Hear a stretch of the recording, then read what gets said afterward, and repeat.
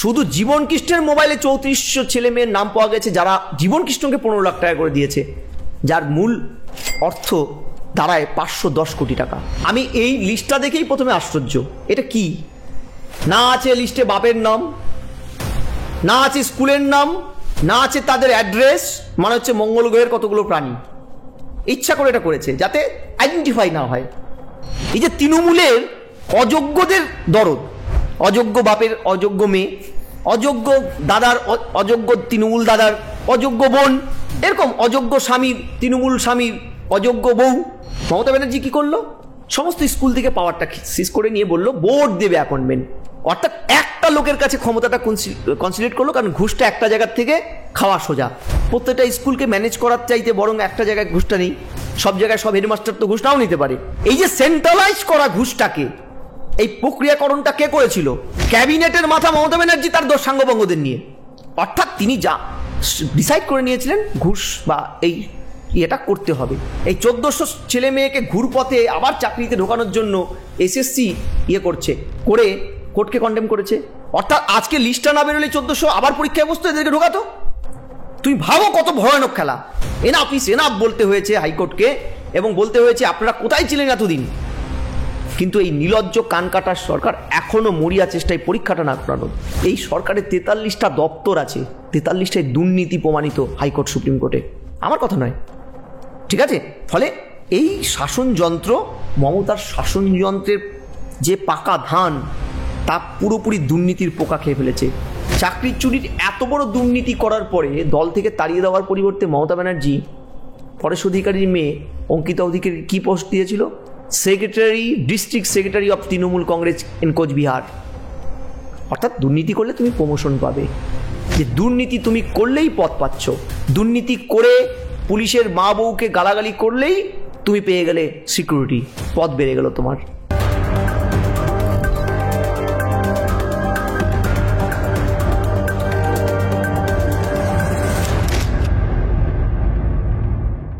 Sir ইতিমধ্যেই এসএসসির অযোগ্য যে লিস্ট, তাতে স্যার প্রকাশ হয়ে গেছে 1806 জনের নাম, এবং যেটা জানা যাচ্ছে স্যার তার মধ্যে অধিকাংশ ক্যান্ডিডেটেরই বড় বড় তৃণমূলের তাবত্তা নেতাদের সঙ্গে ঘনিষ্ঠ।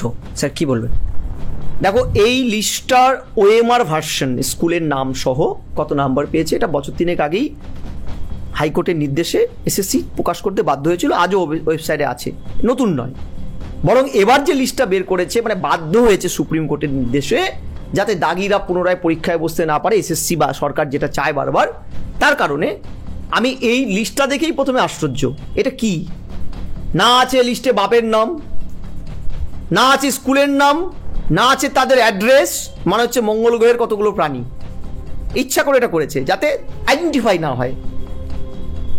যদি বাবার নাম, অ্যাড্রেস দিয়ে, স্কুলের নাম দিয়ে প্রকাশিত হতো না, তুমি দেখতে এই লিস্টে আর কার কার নাম বেরোতো। ভয়ানক, কারণ 95 তো দেরি হচ্ছে। তো কে কে নাম ছিল তোমরা ইতিমধ্যে দেখে ফেলেছো, তাও আমি একবার রিপিট করি। তৎকালীন শিক্ষা প্রতিমন্ত্রীর মেয়ে পরেশ অধিকারীর মেয়ে অঙ্কিতা অধিকারী পরীক্ষাই দেয়, অ্যাপ্লাই করেনি, 141 নম্বরে নাম দেখলাম। আচ্ছা, ছিল কি রুমেলি ঘোষ, ছিল কে শম্পা ঘোষ। শম্পা ঘোষ কে আবার? তৃণমূলের দাপটে এমএলএ পানিহাটির, তার পুত্রবধূ। কে সেই নির্মল ঘোষ? তোমার মনে আছে? আরজি করে পরিশ্রম করে রাত জেগে গরিব ঘরের মেয়েটি ডাক্তার হয়েছিল, চোখে মুখে স্বপ্ন দেখেছিল গরিবদের সেবা করবে, এমডি হবে। সেই মেয়েটির রেপ অ্যান্ড মার্ডার হওয়ার পরে তার বডি অতি সক্রিয় হয়ে পুড়িয়েছিল ওই নির্মল ঘোষ, তাই তো? আচ্ছা, আরও আছে কবিতা বর্মন, অজয় মাঝি, বিভাস মালিক, প্রিয়াঙ্কা মণ্ডল, নমিতা আদক, শাহিনা সুলতানা, রসানারা বেগম, চোপড়ার সেই বিখ্যাত তৃণমূলের বিধায়ক হামিদুল, যিনি তালিবানি আইন প্রকাশ্যে বলেছিলেন ওটা হয় মুসলিম এরিয়াতে, ওইসব তালিবানি আইন ফাইন চলে, মনে আছে? এইবার প্রশ্নটা হচ্ছে এই 1806টা কেন? দেখো, বেশ হাইকোর্ট, সুপ্রিম কোর্টে মামলা চলাকালীন এসএসসি একটা সময় 6515 জনের নাম বলেছিল অযোগ্য। 16 বার সুপ্রিম কোর্ট বলেছিল হলফনামা দিতে, যোগ্য অযোগ্যের তালিকা বের করতে, করেনি সরকার। এই এসএসসির স্বীকারোক্তির পরে যারা প্রকাশিত দাগি, চিহ্নিত দাগি, টেন্টেড মানে চিহ্নিত দাগি, অর্থাৎ ধরা পড়ে গেছে, আর কিছু করার নেই, অ্যাপ্লাই করেনি, র্যাঙ্ক জাম করেছে, চাকরি দিয়ে দিয়েছে, এই সংখ্যাটা যাই হোক না কেন, এসএসসিকে পোস্ট করা হয়েছিল ওটা বাদ দিয়ে, চিহ্নিত দাগিদের বাদ দিয়ে বাকি যে প্যানেলটা সবাই কি ভালো?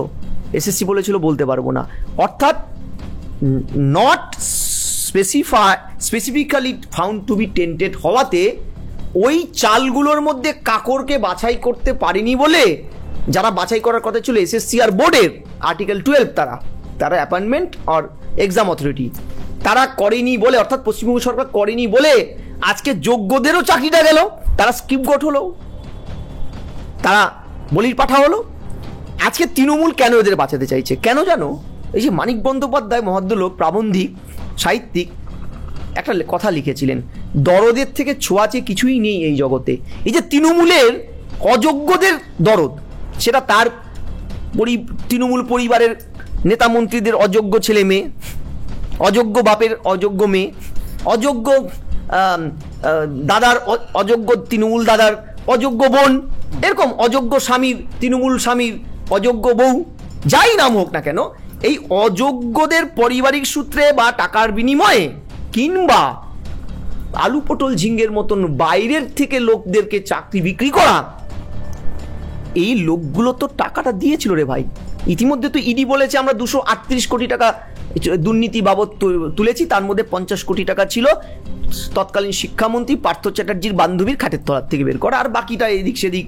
তারপরে এই যে দেখো জীবন কৃষ্ণ, প্রাণ কৃষ্ণ, হরে কৃষ্ণ, তারপরে যেমন তুমি বললে সতরঞ্জন, এই যে উত্তর 24 পরগনার মামা ভাগ্নে গ্রাম, যেখানে নাকি ঘরে ঘরে উনি চাকরি দিয়েছিলেন, উর্ফ চন্দন মণ্ডল, কিংবা কুন্তল ঘোষ, যিনি বলেছিলেন আমি কি একা খেয়েছি, আমি তো 90 উপরে পাঠিয়েছি, 10 আমি রেখেছি।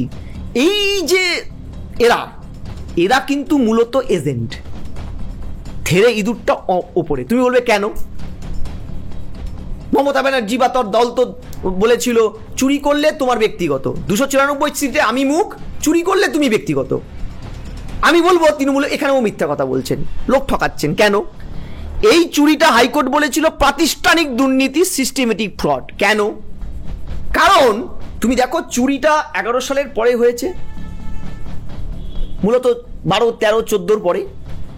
11 সালে মমতা ক্ষমতায় আসার পরে নিজে দাঁড়িয়ে থেকে ক্যাবিনেটে কিছু আইন পাশ করায়। প্রথম বামেদের সময় এই ওএমআর গুলো রাখার আইন ছিল 2 বছর অবধি, ভারত সরকারের ডিজিটাল অ্যাক্টে 20 বছর অবধি রাখতে হবে। এরা পাশ করে 6 মাস করলো, যাতে যত তাড়াতাড়ি বিদায় করা যায় ওএমআর গুলোকে। দ্বিতীয়, বামপন্থের সময় এসএসসি পরীক্ষা কন্ডাক্ট করতো, রেকমেন্ড করতো নামটা, স্কুলগুলো দিত অ্যাপয়েন্টমেন্ট। সেই স্কুলগুলো ডানপন্থী পরিচালিত স্কুল হতে পারে, বামপন্থী হতে পারে, অতি বামপন্থী হতে পারে, যে কেউ। আমরাও বামপন্থের সময় এসএসসি রেকমেন্ড পেয়ে স্কুলে গেছিলাম, সেই স্কুলটা ঘটনাচক্রে কংগ্রেসি প্রভাবিত ছিল, আমরা অ্যাপয়েন্টমেন্ট পেয়েছিলাম। কেউ সিপিএম প্রভাবিত ইয়েতে গেছে, সে কি দল করে না সেটা আলাদা, তাকে রেকমেন্ড করেছে, সে যোগ্য, সে গিয়ে অ্যাপয়েন্টমেন্ট পেয়েছে। মমতা ব্যানার্জি কি করলো? সমস্ত স্কুল থেকে পাওয়ারটা সিজ করে নিয়ে বললো বোর্ড দেবে অ্যাপয়েন্টমেন্ট, অর্থাৎ একটা লোকের কাছে ক্ষমতাটা কনসিডার করলো, কারণ ঘুষটা একটা জায়গার থেকে খাওয়া সোজা। প্রত্যেকটা স্কুলকে ম্যানেজ করার চাইতে বরং একটা জায়গায় ঘুষটা নেই, সব জায়গায় সব হেডমাস্টার তো ঘুষ নাও নিতে পারে। এই যে সেন্ট্রালাইজ করা ঘুষটাকে, এই প্রক্রিয়াকরণটা কে করেছিল? কোনো শান্তিপ্রসাদ সিনহা, কোনো করুণাময় গঙ্গোপাধ্যায় করেন তো, মানিক ভট্টাচার্য না, ক্যাবিনেটের মাথা মমতা ব্যানার্জি তার সাঙ্গবঙ্গদের নিয়ে। অর্থাৎ তিনি যা ডিসাইড করে নিয়েছিলেন ঘুষ বা এই ইয়েটা করতে হবে, এই দুর্নীতিটা করতে হবে, তাই প্রেক্ষাপটগুলো তৈরি করতে হয়। একটা কিছু করতে গেলে তো প্রতিষ্ঠানের পরিবর্তন দরকার। এটার থেকে প্রমাণিত সরকার যুক্ত। আর একটা প্রমাণিত, একটা সরকার নিজে বলছেন আমি সদ্যেরও মা অসদ্যেরও মা, আমি চোর চিটিংবাজদের মৌলিক অধিকারের প্রশ্নে বারবার উঠে দাঁড়াবো। মমতা ব্যানার্জি এন্টায়ার 4-5 বছরে কতবার প্রেস কনফারেন্স করে বলেছেন আমি কারো চাকরি চলে যাওয়ার সপক্ষে নই, অর্থাৎ যোগ্য অযোগ্য সবাই আমার সন্তান। যারা সাদা খাতা জমা দিয়েছে তাদের ব্যাপারেও তিনি করছেন। কেন? এই যে বেআইনি পক্ষ নিচ্ছেন কেন? এটা কি নিছক তার মানবতার দিক থেকে? না। তাহলে যেই মানুষগুলো আজকে যোগ্যগুলো মারা যাচ্ছে, সুবল চলে গেল, সুবল সোরেন, আরো কতগুলো সুসাইড করেছে, কই তাদের জন্য তো একটাবার মমতা ব্যানার্জি কাঁদেনি। ওই ধর্ণা মঞ্চে তো একদিনও উনি যাননি এই 5 বছর 6 বছর 8 বছর 9 বছরে। এই যে তোমার সরকার সুপ্রিম কোর্টের অর্ডারে 12% রেট অফ ইন্টারেস্টে টেন্টেডদের টাকা রিটার্ন করতে হবে, ওরা পরীক্ষায় বসতে পারবেন না, এই সুপ্রিম কোর্টের সর্বোচ্চ আদালতের অর্ডারটাকে কিভাবে এই সরকার ভায়োলেট করেছে দেখো। প্রথম কথা তো এটাকে আটকানোর জন্য বারবার জনগণের ট্যাক্সের টাকায় কল্যাণ ব্যানার্জি তৃণমূলের সাংসদ কাম আইনজীবী হাইকোর্টে সৌমেন সেন এবং স্মিতা দাসদের বেঞ্চে গিয়ে বলেছিল, হুজুর এদের পরীক্ষায় বসতে না দিলে মৌলিক অধিকার খর্ব হবে চোরগুলোর। চোরদের মৌলিক অধিকারের সপক্ষে কথা বলছে, যারা যোগ্য, যারা মরে যাচ্ছে আত্মহত্যা করছে তাদের মৌলিক অধিকার নিয়ে মাথা ব্যথা নেই। প্রথমে নিজের ক্যাবিনেটকে বাঁচাতে হবে, তারপরে এদেরকে। মমতা ব্যানার্জি তো বলতেন আমি যোগ্যদেরটা আগে দেখবো, তারপরে অযোগ্যদের বোঝো। দ্বিতীয় কি, দ্বিতীয় এই সরকারই তো ক্যাবিনেটে 42 জনের ক্যাবিনেটকে নিয়ে গোপন মিটিং করে আইন পাশ করে সুপার নিউমেরিক পোস্ট তৈরি করেছিল, যেটার জন্য হাইকোর্টের ডিভিশন বেঞ্চ মনীষ জৈনকে ডেকে পাঠিয়েছিল, শিক্ষা সচিবকে। মনীষ জৈন প্রকাশ্যে বলেছিল উপযুক্ত স্তর থেকে আমাকে বলেছিল এটা করতে। কে? ব্রাত্য বসু নাম বলেছিল হাইকোর্টে দাঁড়িয়ে এজলাসে। তৃতীয় তুমি বলছো এই সরকার তারপরেও কত ভয়ানক হতে পারে জনবিরোধী, তারপরেও যে কটা 1806টা নাম বেড়েছে, প্রথমে 4টে পরে 2টো, 1806টা। আমি বিশ্বাস করি এটা সিকি ভাগ, উপরে শাকটা ভিতরে মাছটা নয়, সামান্য চূড়াটা বেরিয়েছে। এখন দাঁড়াও দেখতে থাকো। যাওয়া বের করেছে, জানা গেল কি তার মধ্যে 1400 জনই অলরেডি অ্যাপ্লাই করে ফেলেছে। যে এসএসসিকে যে সরকারকে বারবার বলছে আপনারা 12% রেট অফ ইন্টারেস্টে টাকাটা রিটার্ন করুন, এদের বিরুদ্ধে ব্যবস্থা নিন। এক একজন 11-12 টিচার সুদ 12% সুদ সমেত 30 লক্ষ টাকার উপরে 12% সুদ সমেত তাকে টাকা রিটার্ন করতে হবে। যদি 9-10 ধরি অলমোস্ট 25 লাখ, যদি সিডি গ্রুপ ধরি অলমোস্ট 20 লাখ হেরফের হতে পারে। এই বিপুল অঙ্কের টাকাটা আজও কিন্তু রিকভার করেনি সরকার, কোর্টকে কন্ডেম করেছে। দ্বিতীয় কি, এই 1400 ছেলে মেয়েকে ঘুরপথে আবার চাকরিতে ঢোকানোর জন্য এসএসসি করে কোর্টকে কন্ডেম করেছে। অর্থাৎ আজকে লিস্টটা না বেরোলে 1400 আবার পরীক্ষায় বসতো, এদেরকে ঢোকাতো। তুমি ভাবো কত ভয়ানক খেলা। এখন পরিষ্কার হলো সরকার তড়িহড়ি সেগ্রিগেট লিস্ট অর্থাৎ যোগ্য অযোগ্যের মেধা তালিকাটা না বের করে তড়িহড়ি কেন এসএসসি চাইছিল, কারণ ঘুরপথে এদেরকে কিছুটা ঢোকানো আর নতুন বাজার থেকে গ্রাহক তোলা। তার যোগ্যদের নিয়ে এই সরকারের কোনো টেনশন নেই। এখন যখন এই 1400 চলে গেল, 1804-এর মধ্যে 1400 চলে গেল দাগি, তারা অ্যাপ্লাই করেছিল, অ্যাডমিট কার্ড বাতিল হয়েছে। তুমি তাকিয়ে দেখো এই সরকার কোনোভাবে এই পরীক্ষাটার ব্যাপারে ইন্টারেস্টেড না। কেন? তার প্রমাণ আজকে দেখো এই দাগিগুলো 350 জন দাগিকে পিছন দরজা দিয়ে সরকার মদত দিয়ে পাঠিয়েছে হাইকোর্টে মামলা করতে। সেটা দূর ছাই হয়েছে, এনাফ বলতে হয়েছে হাইকোর্টকে, এবং বলতে হয়েছে আপনারা কোথায় ছিলেন এতদিন। কিন্তু এই নির্লজ্জ কানকাটার সরকার এখনো মরিয়া চেষ্টায় পরীক্ষাটা না করানোর। এখন তোর ইন্টারেস্ট নেই, ও এখন না বিক্রি করতে পারবে না দাগিদের ঢোকাতে পারবে। দাগিরা তো এবার চামড়া গুটিয়ে দেবে। এলাকায় এই জীবনকৃষ্ণ, প্রাণকৃষ্ণ, হরেকৃষ্ণদের যে টাকা দিয়েছে, এবার তো পেটানো শুরু করলে এরা মুখ খুলবে। হ্যাঁ, আর তোমাকে সিম্পল একটা রিপোর্ট বলি, শুধু জীবনকৃষ্ণের মোবাইলে 3400 ছেলে মেয়ের নাম পাওয়া গেছে যারা জীবনকৃষ্ণকে 15 লাখ টাকা করে দিয়েছে, যার মূল অর্থ দাঁড়ায় 510 কোটি টাকা। কেন ইমাজিন, তাহলে মূল মাথায় যাদের কাছে টাকাটা গেছে 90% বা 75%, সেই অঙ্কটা কত? আমি তোমাকে বলছি এই সরকার কোনোভাবেই এই আর পরীক্ষা চাইছে না, তাই বিভিন্ন অছিলায় পরীক্ষাটাকে আটকানোর জন্য সুপ্রিম কোর্ট হাইকোর্টে ছোটাছুটি করছে, এবং শেষ অবধি না হলে দেখবে এই রেজাল্টটা বেরোবে না। স্যার, প্রাক্তন বিচারপতি অভিজিৎ গঙ্গোপাধ্যায় তিনি জানাচ্ছেন যে এই লিস্টের নাম 5000 জন থেকে 6000 জনের বেরোনোর দরকার ছিল, কিন্তু সেই জায়গায় স্যার নাম মাত্র 1806 জনের। বাকি নাম স্যার তাহলে আমি বলছি তার মধ্যে ধরো কিছু সিডি গ্রুপ আছে, তো সরকার সিডি গ্রুপ বের করছে না কেন? সুপ্রিম কোর্ট তো বলেছে টেন্টেড অনলি টিচার বের করছে না কেন? কারণ ওই লিস্টটা হচ্ছে ভয়ানক। সিডি গ্রুপে সবচেয়ে বেশি চাকরিটা চুরি হয়েছে। ওর মধ্যে আছে বৃষ্টি মুখার্জি, মমতা ব্যানার্জির একদম রিলেটিভ, 0 থেকে 53 হয়েছিল তার নাম্বারটা। বের করবে না, বের করতে বাধ্য হবে। শুধু 6000, আমি তো মনে করি সত্যিকারে যদি তলিয়ে দেখা যায় এই সংখ্যাটা ম্যাক্সিমাম দাঁড়াবে। এবং আরও একটা সাংঘাতিক কথা, যে একটা জাস্টিস গাঙ্গুলি তো প্রথম এটা সূত্রটা ধরলেন, জাস্টিস গাঙ্গুলি প্রথম বললেন যে ভয়ানক, আমরা তো ভূভারতে সারা পৃথিবীর লোক জানতে পারলো এত বড় ভয়ানক চুরি তৃণমূল পারিবারিক তন্ত্রকে কাছে লাগিয়ে করেছে এবং বাজারে, খোলা বাজারে বিক্রি করেছে, দুটো পদ্ধতিতে করেছে। এইটা করেছে তৃণমূল প্রাতিষ্ঠানিক পাঠ হিসাবে জাস্টিস গাঙ্গুলি তো প্রথম দেখালো। জাস্টিস গাঙ্গুলির কথাটা সঙ্গত কারণ আছে, কারণ আবার সেই ফিরে যাই 144 নম্বর আর্টিকেলে, যেখানে বলাই হচ্ছে article 144 of the constitution of India state that all civil and judicial activities in the territory of India must act in the aid of the supreme court order. যে সরকার সুপ্রিম কোর্টের এই অর্ডারটা মানে না, সবাই মানলেও ডিএ মামলায় মানে না, চাকরি চুরিতে মানে না, তাহলে জাস্টিস গাঙ্গুলির অভিজ্ঞতা থেকে তো উনি বুঝতে পেরেছেন একটা সরকার ল অ্যান্ড অর্ডারকে নিজের কিরণ পুতুল ভাবে। সেই সরকার কোনোদিন যোগ্যদের চাকরি দেবে না। এবং এই যে 1806 জনের বেড়েছে, আমি তোমায় বলছি এই সংখ্যাটা অন্তত 4 থেকে 5 গুণের উপরে হবে।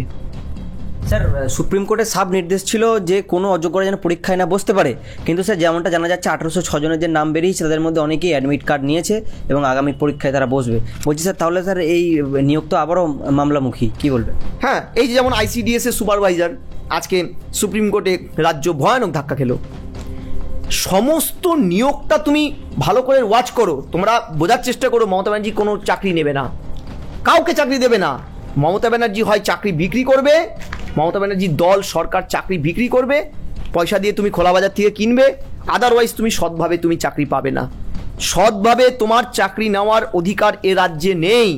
এই কারণেই আমি তোমাকে বলছি যে এগুলো জাস্ট কতগুলো ধরো এই লোক দেখানো, সুপ্রিম কোর্টের ধাক্কা খেয়ে তিনি একটু এগোলেন, আবার একটু, তার কারণ তোমাকে আমি বলছি একটা সরকার বিরোধী থাকাকালীন মমতা ব্যানার্জি বারবার বলতেন দুর্নীতিমুক্ত প্রশাসন, অনিলায়ন শিক্ষার্থীকে বিদায় করব, দুর্নীতির বিরুদ্ধে আমি ক্ষমতায় আসলে মেজার্স নেব, আমি লোকায়ত্ত প্রতিষ্ঠানকে শক্তিশালী করব, ভিজিল্যান্স কমিশনকে অটোনোমাস করব। ক্ষমতায় আসার পরে কটা লোকায়ত্ত করেছে? একটাও না, করেনি। তার দলের নেতামন্ত্রীদের বিরুদ্ধে মামলা হলে তিনি গিয়ে তার পুলিশ কমিশনারকে সিবিআই ধরতে আসলে তিনি দরজা আঁকড়ে বসে থাকেন। ভাবো, একটা সংবিধানের প্রধান রাজীব কুমারকে ধরতে এসেছিল সাউদাকাণ্ডে, তিনি দরজা আঁকড়ে বসে বললেন নেই জানে দেগা। তার রাজ্যে ইডি তদন্ত করতে আসলে মার খায়, গুরুতর মামলা দেয় শ্লীলতাহানির, এনআইএ মার খায়, বলছো এনআইএ মার খায়, সিবিআইকে অ্যারেস্ট করা হয়, চ্যাংদোলা করে নিয়ে যাওয়া হয়, সেনাবাহিনীকে কুৎসা রটানো হয়। তারপরে তুমি ভাবছো একটা সরকার, এই সরকারের 43টা দপ্তর আছে, 43টায় দুর্নীতি প্রমাণিত হাইকোর্ট সুপ্রিম কোর্টে, আমার কথা নয়, ঠিক আছে? ফলে এই শাসনযন্ত্র, মমতার শাসনযন্ত্রের যে পাকা ধান তা পুরোপুরি দুর্নীতির পোকা খেয়ে ফেলেছে। এই দুর্নীতিমুক্ত প্রশাসন তৈরি করতে গেলে এন্টায়ার ব্যবস্থাটা করতে পারবে। এই যে বলে না মমতা ব্যানার্জির দলের নেতারা বা উনি বলেন দুর্নীতির বিরুদ্ধে আমরা জিরো টলারেন্স, ওটা কাঁঠালের আমসত্ত্ব, ওটার কোনো মূল্য নেই। আমি তোমাকে পরিষ্কার বলছি, এগুলো কতগুলো শব্দগুচ্ছ, ভোটের আগে এগুলো প্রচার করে, তা না হলে এই সরকার দুর্নীতি সমার্থক হয়ে দাঁড়িয়েছে, এর বিকল্প আর কিছু নেই। দুর্নীতি করলেই সরকারে থাকবে, তা নাহলে ভাবো চাকরি চুরির এত বড় দুর্নীতি করার পরে দল থেকে তাড়িয়ে দেওয়ার পরিবর্তে মমতা ব্যানার্জি পরেশ অধিকারীর মেয়ে অঙ্কিতা অধিকারী কি পোস্ট দিয়েছিল? Secretary, district secretary of Trinamool Congress in Cooch Behar. অর্থাৎ দুর্নীতি করলে তুমি প্রমোশন পাবে, ডিমোশন তোমার হবে না। তুমি দুর্নীতির এই পোকাটা প্রশাসনে এমনভাবে অ্যাক্টিভ করে ফেলেছে যে দুর্নীতি তুমি করলেই পদ পাচ্ছ, দুর্নীতি করে পুলিশের মা বউকে গালাগালি করলেই তুমি পেয়ে গেলে সিকিউরিটি, পদ বেড়ে গেল তোমার। এটাই সরকারের মুখ, বাস।